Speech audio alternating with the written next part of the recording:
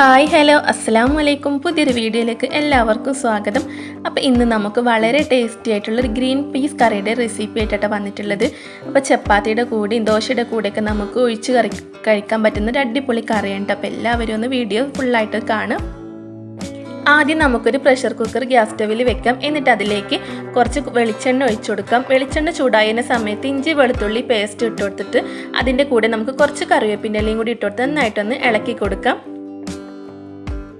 ഇനി അതിലേക്ക് ഒരു പച്ചമുളക് ചെറുതായി ചോപ്പ് ചെയ്തത് ഇട്ട് കൊടുക്കാം. അതിൻ്റെ കൂടെ ചെറിയൊരു സവാള കട്ട് ചെയ്തത് ഇട്ട് കൊടുക്കാം. എന്നിട്ട് നന്നായിട്ടൊന്ന് വഴറ്റി കൊടുക്കാം. നമ്മുടെ ചാനൽ ആദ്യമായിട്ട് കാണുന്ന കൂട്ടുകാരുണ്ടെങ്കിൽ ഒന്ന് സബ്സ്ക്രൈബ് ചെയ്ത് സപ്പോർട്ട് ചെയ്യണേ. ഇനി അതിലേക്ക് ചെറിയൊരു തക്കാളി കട്ട് ചെയ്തതും കൂടി ഇട്ട് കൊടുത്ത് നന്നായിട്ടൊന്ന് വഴറ്റി കൊടുക്കാം. ഇതുപോലെ നന്നായിട്ടൊന്ന് വഴറ്റിയെടുക്കാം. എന്നിട്ട് അതിലേക്ക് ആവശ്യത്തിന് ഉപ്പ് ഇട്ട് കൊടുക്കാം. അതുപോലെ ഒരു 1/2 ടീസ്പൂൺ മഞ്ഞൾപ്പൊടി ഇട്ട് കൊടുക്കാം. പിന്നെ ഒരു 1/2 ടീസ്പൂൺ കുരുമുളക് പൊടിയും കൂടി ഇട്ട് കൊടുത്തിട്ട് നന്നായിട്ടൊന്ന് മിക്സ് ചെയ്ത് കൊടുക്കാം. ഇനി അതിലേക്ക് നമ്മുടെ കയ്യിലുള്ള വെജിറ്റബിൾസ് ഒക്കെ നമുക്ക് ഇട്ട് കൊടുക്കാം. അപ്പം ഞാനിവിടെ ഉരുളൻകിഴങ്ങും ക്യാരറ്റാണ് ഇട്ട് കൊടുക്കുന്നത്. നന്നായിട്ടൊന്ന് മിക്സ് ചെയ്ത് കൊടുക്കാം രണ്ടും കൂടി. ഇനി അതിലേക്ക് നമുക്ക് കറിക്ക് ആവശ്യമായിട്ടുള്ള വെള്ളം കൂടി ഒഴിച്ചു കൊടുക്കാം.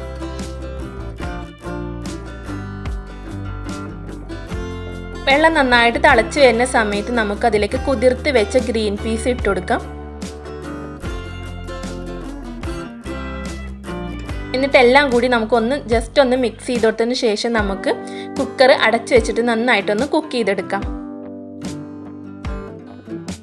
ഇനി നമുക്ക് കുക്കായി വരുന്ന സമയത്ത് നമുക്ക് അതിലേക്കുള്ള അരപ്പ് തയ്യാറാക്കിയെടുക്കാം. അപ്പം അതിലേക്ക് 1/4 കപ്പ് തേങ്ങ ചിരകിയത് ഇട്ട് കൊടുക്കാം. എന്നിട്ട് അതിലേക്ക് കുറച്ച് ജീരകവും കുറച്ച് ഗ്രാമ്പൂ പട്ട അങ്ങനെയുള്ളതൊക്കെ ഇട്ട് കൊടുത്തിട്ട് നന്നായിട്ടൊന്ന് അരച്ചെടുക്കാം.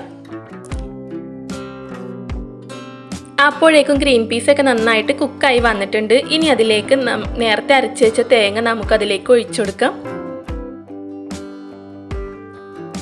എന്നിട്ടൊന്ന് മിക്സ് ചെയ്ത് കൊടുത്തതിന് ശേഷം ഒന്ന് ചെറുതായിട്ടൊന്ന് തിളപ്പിച്ചെടുക്കാം. അതിനുശേഷം നമുക്ക് ഫ്ലെയിം ഓഫ് ചെയ്ത് വെക്കാം. ഇനി ആവശ്യമെങ്കിൽ അതിലേക്ക് കടുകൊക്കെ പൊട്ടിച്ചിട്ട് നമുക്ക് ഒഴിച്ചു കൊടുക്കാം.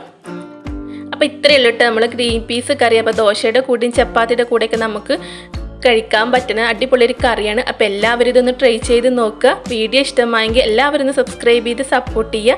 അതുപോലെ നിങ്ങളുടെ ഫാമിലിക്കും ഫ്രണ്ട്സിനും ഒക്കെ ഒന്ന് ഷെയർ ചെയ്ത് കൊടുക്കുക. അടുത്ത നല്ലൊരു വീഡിയോ ആയിട്ട് നമുക്ക് വീണ്ടും കാണാം.